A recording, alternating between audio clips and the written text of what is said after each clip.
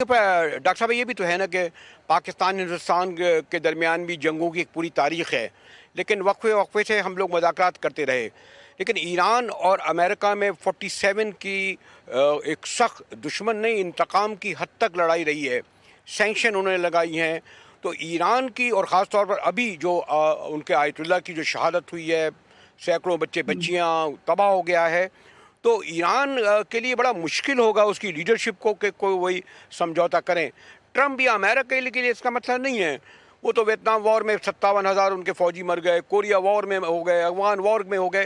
लेकिन इस ये जो सिचुएशन है बड़ी यूनिक है और ग़ालिबन इस वक्त ईरान ने तमाम तर इतना बड़ी जंग में वो अभी तक खड़ा हुआ है, डटा हुआ है, बल्कि अगर मैं ये कहूँ प्रोफेसर आमना।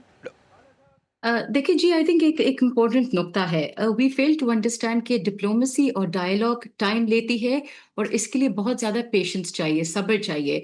एक डील या एग्रीमेंट वो भी ईरान और यूएस के दरमियान, जैसे अभी आपने खुद कहा कि मोर देन 4 डेकेड्स ये एक दूसरे के खिलाफ है।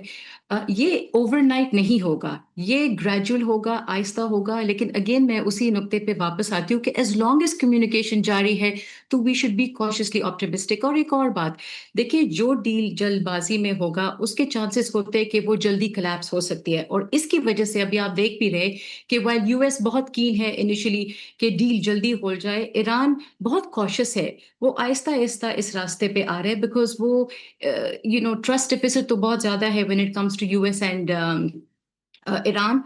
ईरान चाहता है कि एक लॉन्ग टर्म और सस्टेनेबल डील हो जाए।